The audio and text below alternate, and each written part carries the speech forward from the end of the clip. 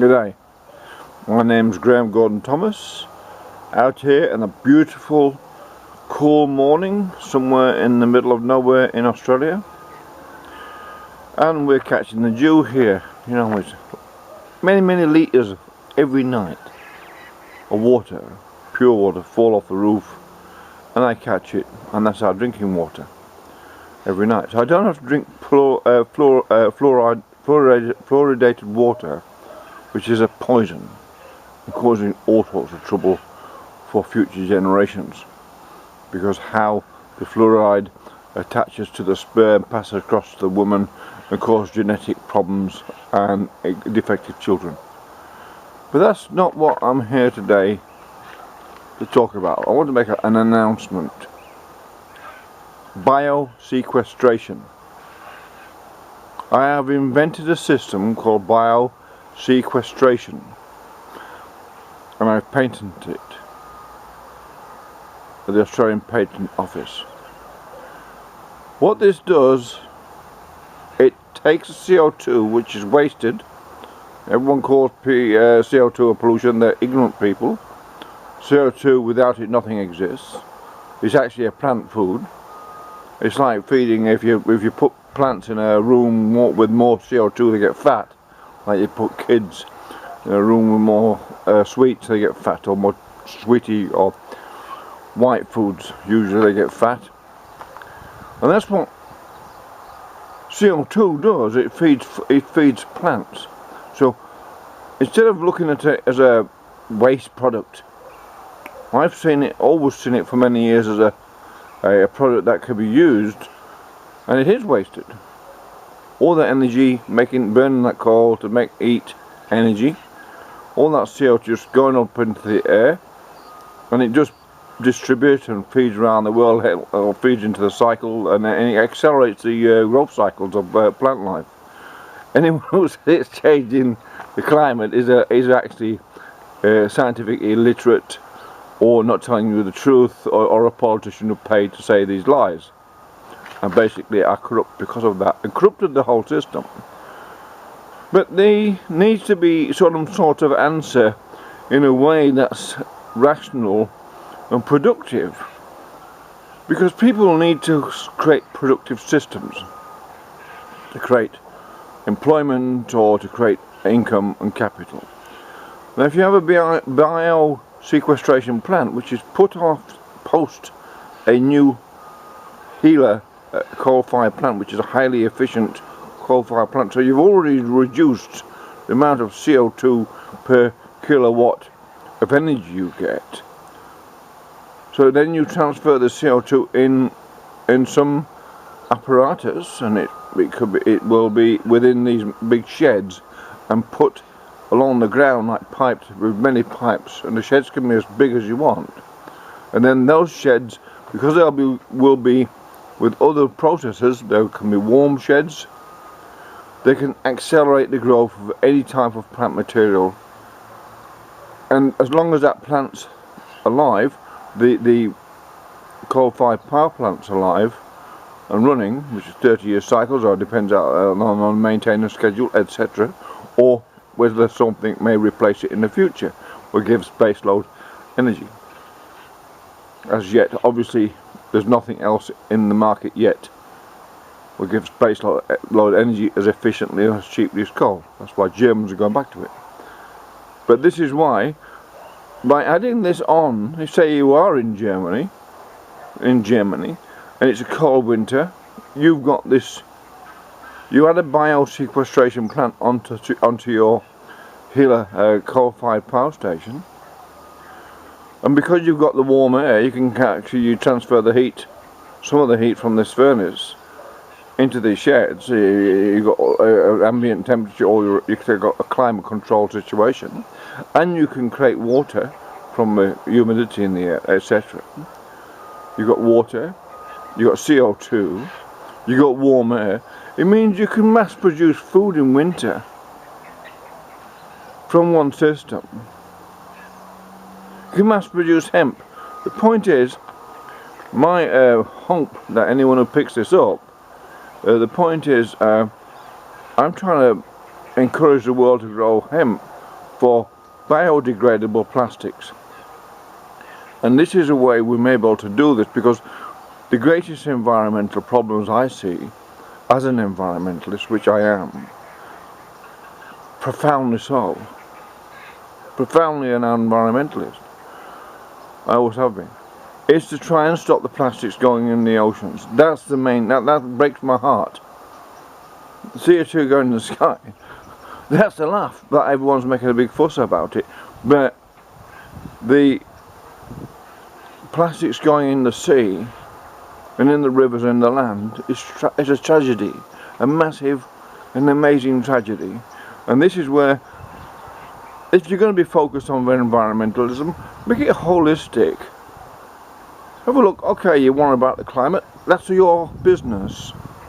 But some of us are more rational environmentalists, and we're concerned about those sorts of things that we can take steps to control directly without affecting anyone, without doing any harm to anyone's economy, without doing anything to anyone, without upsetting anyone, without causing arguments about nothing. But removing plastic that doesn't degrade out of the environment is one of the fundamental environmental problems we must solve. And I'm suggesting that anyone who picks this up, who runs a coal-fired power plant, especially if you're going to build new ones, build a bio-sequestration plant. And I'm a refractory engineer, or retired one, so I can help put the understanding of that, how it could go. I worked in the heavy industry for many years, so I'm not coming from this from a novice or a politician, just someone who deeply cares about the environment, what we can do about, which is plastics. Grow massive amounts of hemp, work out how to use this material as much as we can for all the wonderful products that can be made. These factories can be robotised. It's not about mass labour, it's about creating a capital. Mass labour is over because of the costs, etc. This is about creating capital that then can be used by someone to finance services and whatever it is, other employments, hospitals, health, stuff like that. But environmental care is not, you can't do much about the climate because we could end up with an ice age in a few years, just so easily, or hit by a comet. But what's something and then we can't do nothing about that. What we can do about, this is the thing, politicians have diverted the conversation, and idiots diverted the conversation from where the conversation should be, is what we can do directly and practically. There is a benefit to a real benefit to the environment, and a benefit to those societies or communities or regions who actually adapt this system of bio-sequestration. Use the CO2 as much as it possibly can into massive growing sheds. There can be acres, you can keep building them for as long as you want, and use as much of this CO2. You can make biofuels, massive amounts of fodder for animals, all the plants you want to grow for food. You've got an enriched atmosphere, you can enrich the soils, you've got a warm atmosphere because you've heated these sheds up to some extent. And there's many ways to heat the sheds up. But then you've got this 25, a whole year round, 365 a year cycle of growing food. And you've got the CO2 which will increase, and I'm not a botanist as such, but I must say it increases the food, the growth by about 30% or maybe more. A little genetic playing and manipulation there, you may grow, it may accelerate it a lot more using this system. So this system helps feed people in Europe or Russia or anywhere else that uses coal, or China or anywhere else that uses coal, has a highly cold, very cold temperature, a very cold winter.